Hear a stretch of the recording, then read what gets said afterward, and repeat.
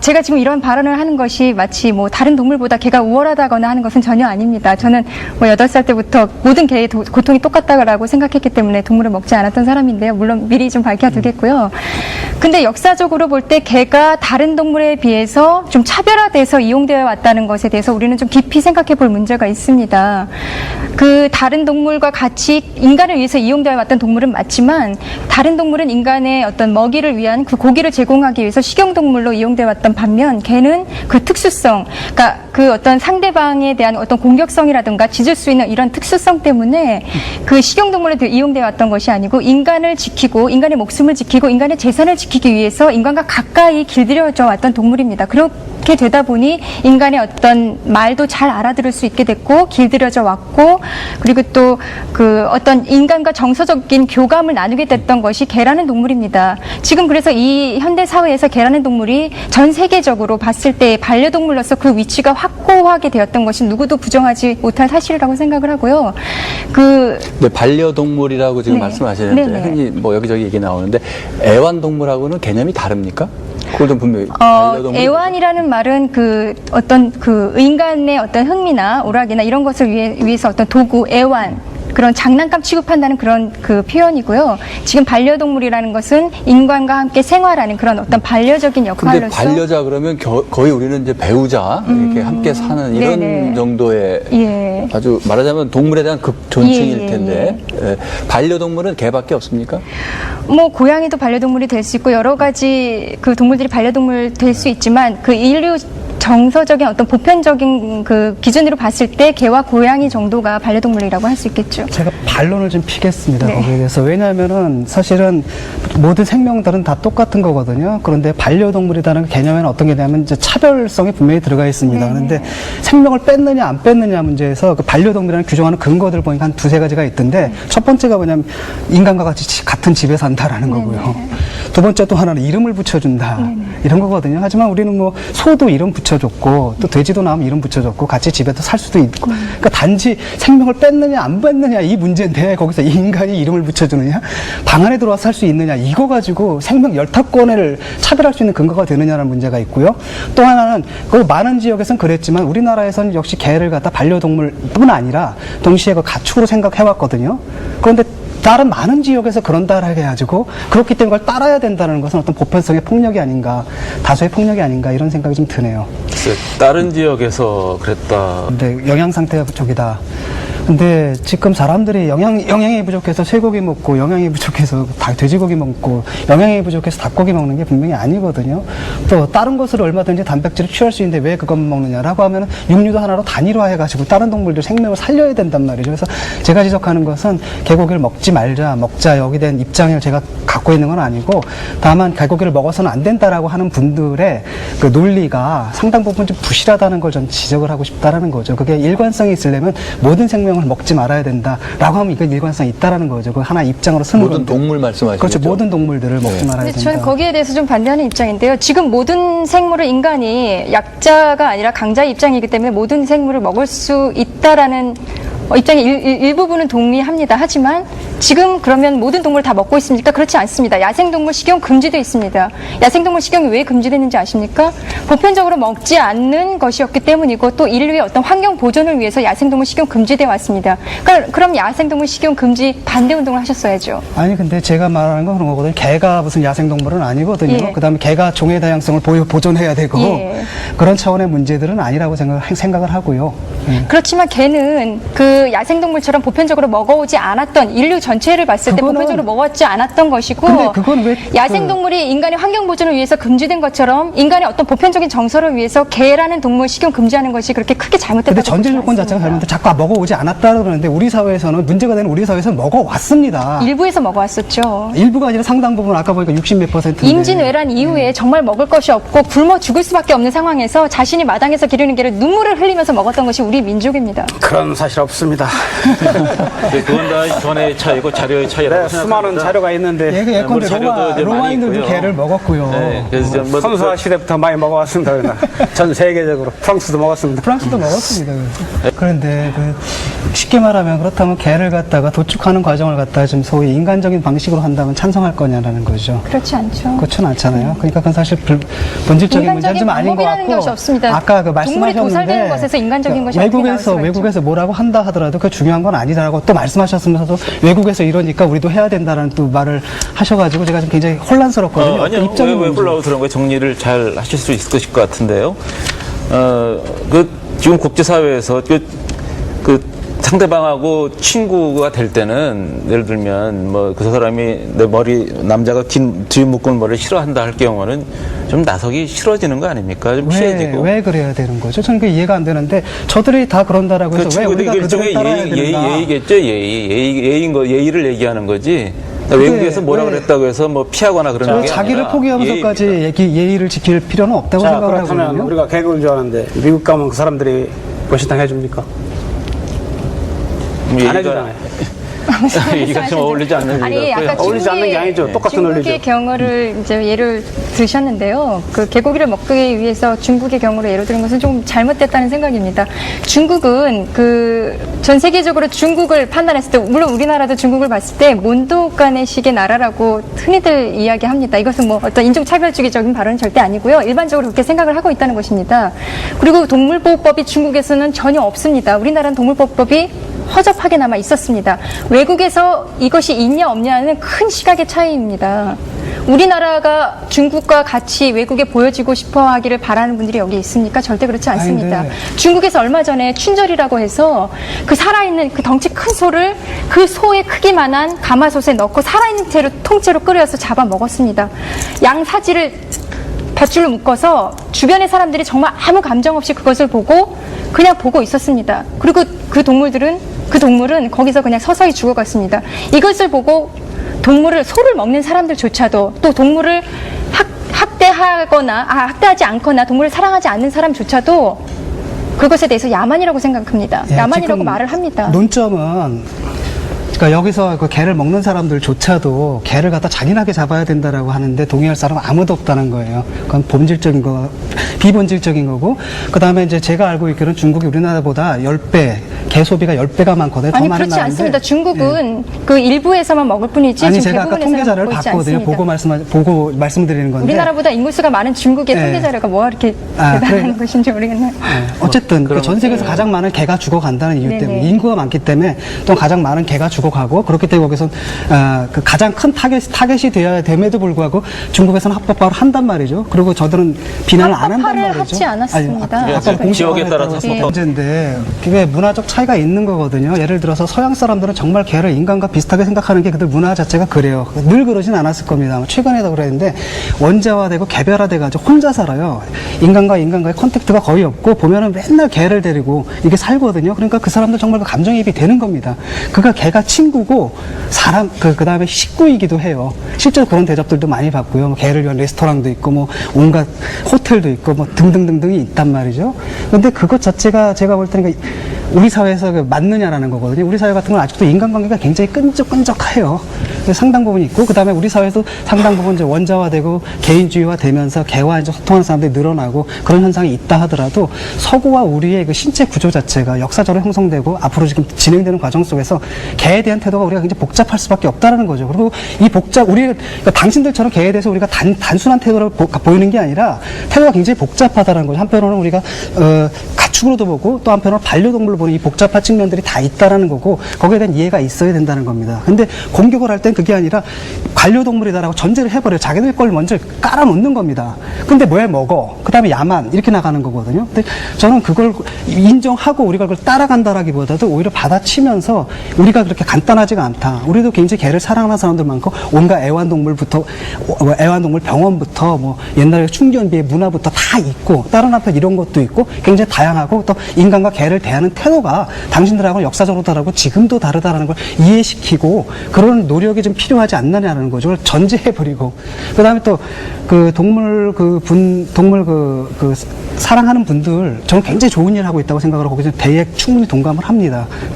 그런데 이제 가끔 가다가 그 관심을 끌기 위해서 외국하고 연대해서 이렇게 들어오거든요.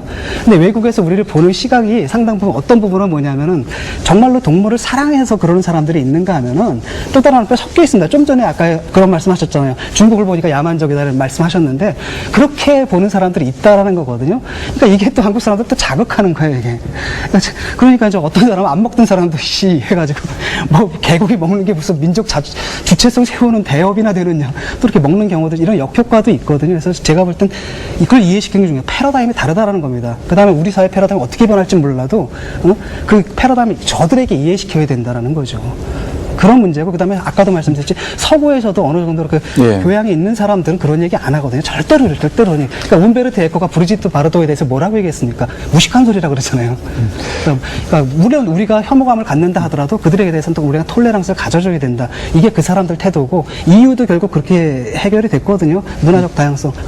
세계에는 그 음식 문화가 다양하다는 걸 우리는 인정한다. 이렇게 나오잖아요. 그게 좀 저는 올바로 된 태도라고 생각을 합니다. 그래서 외국 자꾸 생각하지 말고, 그들의 눈 신경하지 말고, 정말로 논리를 좀 보자라는 거예요. 논리를 보고, 그 다음에 정말로 그 동물을 사랑할 수 있는 구체적인 그 정책들을,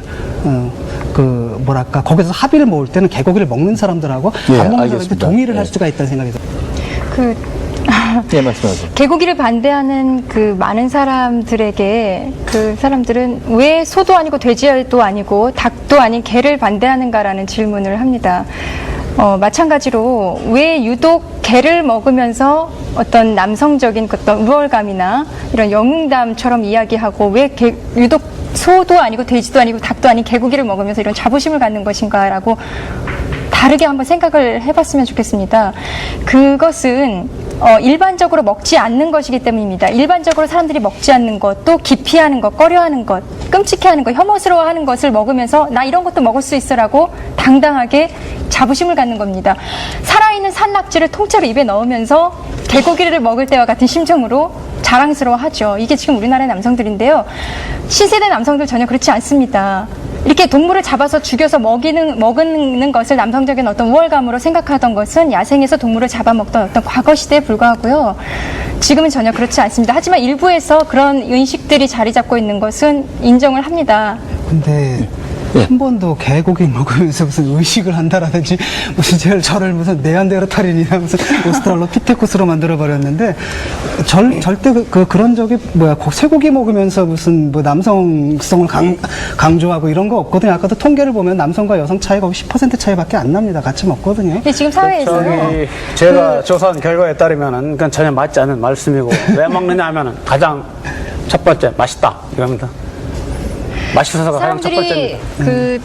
대부분 어렸을 때부터 먹지 않다가 먹게 되는 이유가 사회에 나가서 직장 상사가 개고기집에 끌고 들어갔을 때 그때부터 먹기 시작하는 사람들이 굉장히 많습니다. 먹기 싫어하는 사람을 너 이런 것도 못 먹으라고 강요하면서 윽박 지르는 거, 그리고 먹고 싶지 않은데도 불구하고 상사가 먹으라고 해서 아무 반항도 하지 못하고 먹는 거, 이것이 남성적인 연대감이라고 전혀 생각하지 않습니다. 저도요. 근데 그렇게 먹는 사람들이 얼마나 될지는 모르겠어요. 전 개고기를 그렇게 시작했다는 사람, 상사가 억지로 보내서 먹기 시작했더니 맛있더라 이렇게 얘기하는 사람 거의 들어본 적이 없어가지고. 근데 그런 사람 많습니다. 저도 과거에 몇 번 먹어본 적이 있는데 역시 끌려가서 먹었거든요. 이게 여기 같이 먹어라, 선배가 뭐라 하자는데 싫다는 소리 하기가 어렵게 돼서 시작하는 경우가 많죠.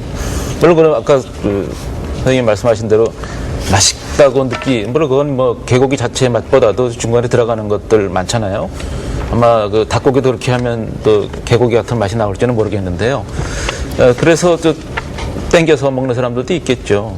하지만 시작은 그런 식으로 시작되는 사람이 꽤 많습니다. 남성들이 약간 남성이 한 60%고 여성이 50%다라고 하면 그 10%는 사실상 통계학적으로 의미가 없는 숫자거든요. 그래서 또 유의미한 결론을 남성성을 강화하기 위한 이런 결론을 끄집어내기 힘들 것 같고, 조금 전에 말씀하신 것도 무슨 통계 숫자로 잡히는 건 아니거든요. 극히 미미한 예라고 생각하고 그런 사람이 없지는 않겠지만 그래서 그것도 사실 논거로 쓰기에는 적합하지 않은 것 같습니다. 이건 좀 과도한 이론적 상상력이 아니냐. 그리고 그 문화적 상대, 그러니까 개식용을 옹호하는 많은 분들이 문화적 상대주의를 거론하면서 마치 도덕적인 정당성을 획득한 것처럼 자랑스러워합니다. 당당해합니다. 그런데 그것은 그 문화적 그 다양성, 그것에 대한 어떤 몰히 이해에서 비롯된 것이 아닌가라고 생각하고요. 문화적인 상대주의라는 것은 그 어떤 그 각 국가의 다양한 문화를 연구하는 그런 방법론에 불과합니다. 문화적 상대주의의 의미는 각 나라에서 문화가 다양하게 존재한다는 그런 견해에 불과하고요. 오히려 문화적 상대주의를 이해를 했다면 그러면 윤리적 보편주의에 의해서 그것이 도덕적으로 정당한가 아닌가 이런 검증이 우선적으로 돼야 된다고 생각합니다. 윤리적인 보편주의라는 것은 각 나라마다 문화는 다르지만 거기에서 일관되게 일치하는 어떤 하나 이상의 도덕이 존재한다라고 보는 견해거든요. 이것이 윤리적인 보편주의인데 그 개식용을 자꾸 문화적 상대주의에서만 거론할 것이 아니라 더 나아가서 윤리적인 보편주의로 이제는 좀 깊이 있게 그 검토해 볼 필요가 있다고 생각합니다. 그 각 나라에 어떤 사회적인 현상이 있다고 해서 그것이 모두 문화로 인정되기는 좀 어렵다고 보고요. 아프리카 여성 할례 잘 아실 겁니다. 여성 할례는 굉장히 끔찍한 거죠. 여성의 생식기를 잘라버리는 그 남성 이기주의에 의해서 비롯된 것입니다. 지금 그 나라에서 부모들이 자식에게 자발적으로 그걸 시키고 있습니다. 그리고 그것을 거부하는 사람들은 영원히 추방되고 때로 그것을 거부하지 못하고 당하는 사람들은 죽기도 하고 영원히 성불구의 질병을 안고서 살아갑니다. 지금 그 나라에서는 그것이 문화고 전통이고 계승되어 오고 있습니다. 하지만 지금 우리가 보면 어떻습니까? 굉장히 끔찍한 잔악한 행위거든요. 전 세계에서 봤을 때 그건 굉장히 잔악한 행위고 없어져야 할 관습에 불과합니다. 이것이 바로 윤리적인 보편주의입니다. 네, 제가 반론을 좀 펼게요. 문화상대주의란 말이 어디서 나왔냐면은 모든 것이 윤리적 보편주의로 설명되지 않는다라는 견해에서 나오거든요. 그 다음에 모든 것의 뭐 윤리적 보편이다라는 것이 결국 서구의 보편이었거든요. 그러다 보니까 서구 사람들은 자기가 다른 것은 다 야만이라고 했거든요. 거기에 대한 반성에서 어떤 부분은 통약 불가능성이라고 그럽니다. 보편성을 우리가 숫자를 할 때 약분을 해야 되잖아요. 약분이 안 되는 부분들이 있거든요. 그 부분들을 살리자라는 게 문화적 상대주의인데, 예를 들어 여성 할례 같은 건 우리가 이제 전 세계가 인권 협약에 가입돼 있는 상속에서 인권의 문제가 걸린단 말이죠. 하지만은 그 개를 먹는다라든지 어떤 것을 축산에다 넣느냐 안 넣느냐는 문화마다 다르다는 말입니다. 거기에 대해서 합의가 이루어질 수가 없다라는 겁니다. 만약에 동물이 생물권 예컨대 아까도 그랬잖아요. 결국은 그 생명이 있는 동물들을 먹어서는 안 된다라는 것들, 이거는 보편적으로 합의가 안 돼요. 왜냐하면 가장 많은 육류를 소비하는 게 서구거든요.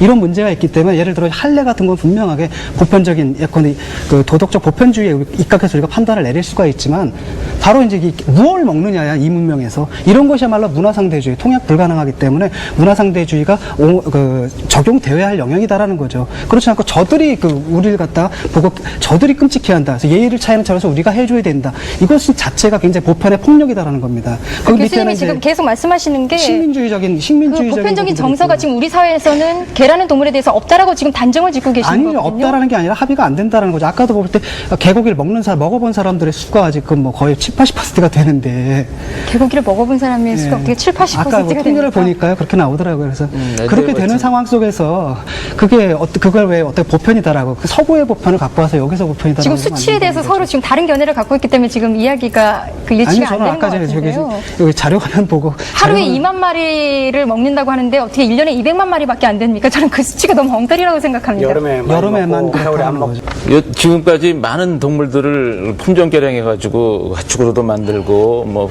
곤붕어로도 만들고 다양하게 만들었습니다. 하지만 다 그 목적이 있죠. 개가 품종 개량된 것은 뭐 애완이든 반려든 바로 그런 위주로 됐지, 이걸 먹겠다고 품종 개량하지는 않았습니다. 만약 먹겠다고 품종 개량했으면 개의 형태는 지금과 매우 달라져 있겠죠. 무수히 많은 개들이 다양한 개들이 품종 개량되고 있지만 앞으로 될 것이고, 아직까지는 먹겠다고 품종 개량되지는 않았습니다.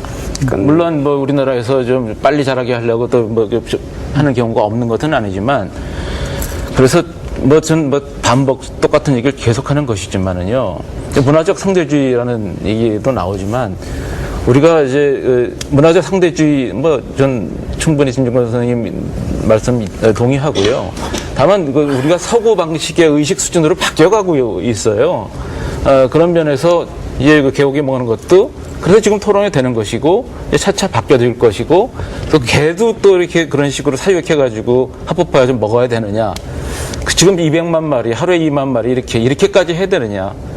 이것도 뭐 그렇다면 좀 서서히 좀 줄여보는 방향으로 가보는 게 어떻겠느냐 이런 걸 얘기하는 것입니다. 그 수준이라는 말씀하셨거든요. 저도 상당히 서구주의자거든요. 근데 이거는 예가 아닙니다. 절대. 저도 굉장히 서구주의자라는 얘기를 들어요. 그렇지만은 우리가 따라가야 할 게 있고 배워야 할 게 있고 그 사람은 우리 사회보다 많은 것을 앞서서 경험했기 때문에 그로부터 우리가 많이 배워야 되거든요. 하지만 또 다른 한편으로는 굳이 따라갈 필요가 없는 것들이 있는데 이게 바로 이런 경우라는 겁니다. 저는 일관적이려면은 모든 동물에 대한 식육을 금하는 것라고 하면 그 논리는 굉장히 일관적이다라고 보고 하나의 견해를 인정해 줄 수가 있다라는 겁니다. 근데 그 중에서 개만 문제 삼는 것. 그래서 제가 볼 때 논리적으로 근거가 없어요. 그리고 아까 문화상대주의 말씀하셨는데 이것도 되게 학자들 사이에서 생명윤리가들이 많은 얘기가 되거든요. 이런 차원에서 그 개고기를 먹는 걸 시비 거는 학자는 하나도 없습니다, 사실은. 그건 다 인정이 되는 거거든요. 우리는 서구의 어떤 과학 논쟁이 된다라고 기술은 하면은 생물을 얼마든지 가져오고 싶어 하면서 왜 서구의 그런 배워야 할 어떤 그 인간 인도주의나 이런 것들에 대해서는 왜 가져오려고 하지 않죠? 선별 문제 전제의 오류라고 하거든요. 그걸 왜 배워야 한다고 생각합니까? 저는 지금 배울 게 따로 있고 그런 것까지 한 따라 배울 동물이라도 필요는 식용동물의 없다라는 대열에서 제외해서 좀 보호하자는 것이 어떤 개념이라고 생각하십니까, 혹시? 한 동물이라도 아니라 또 다른 동물은 더 나가야 되지 않습니까? 돼지라든지 그런 쪽으로 더 나가면은 나는 맞다는 지금 얘기입니다. 개는 식용동물로서 아직 합법화되지 않은 동물입니다. 예를 들어가지고 아까 개에 대해서 왜 개가 특별 대접을 받아야 되는데 논리가 없다라는 겁니다. 집에 같이 산다, 이름을 같이 붙여준다 이런 논리 가지고 그럼 개만이 아니라 왜 닭은 소는 돼지는 넓혀가란 말이죠. 그렇다면 일관성이 있다라는 거예요. 진진동 교수님이 닭이나 소나 돼지의 고통에 대해서 생각하신다면 그걸 먹지 않으면 되는 겁니다. 개고기를 먹기 위해서 닭이나 소의 고통을 이야기하는 것은 어떤 좀 논리의 비약이라고 생각하거든요. 제 그래, 얘기는 먹는 뭐냐면 제가 사람이 먹지 있다니까 않느냐 이런 논리가 얘기가 아니라 없습니다. 순수한 논리적 정합성을 말한다라는 거예요. 논리적 정합성을 말하는 거고 저도 많은 사람들이 아예 예컨대 고기를 안 먹는 세상도 가능하다고 보고 저도 때로는 베제테리언이 될 수도 있겠다는 생각을 해요. 그다음에 어떤 면에서 왜냐하면 사람들이 그렇거든요. 처음에는 백인 남성 유산계급만이 인권이잖아요. 인간이잖아요. 권리를 가진 인간. 그다음에 백인 여성이 됩니다. 그다음에 이제 백인 남성 노동자, 그다음에 여성, 그다음에 아동, 그다음에 점점 넓혀가잖아요. 인권의 권리의 범위가 넓어져. 저는 굉장히 좋다고 생각을 합니다. 그런 의미에서 동물권에 얘기한다는 건 굉장히 좋은 운동이라고 생각을 하고 찬성합니다. 다만 근데 왜 개만 문제 삼냐는 거거든요. 거기서 일종의 견종주의라고 해야 되나요? 이런 것들이 좀 있습니다. 인종주의 비슷한 어떤 그 개만 이렇게 한다는 것이 논리가 너무 부족하다라는 거죠. 예. 그리고 이것만 얘기가 되는 게 좀 이상하다는 겁니다. 전체 동물에 대해서 우리가 예, 알겠습니다.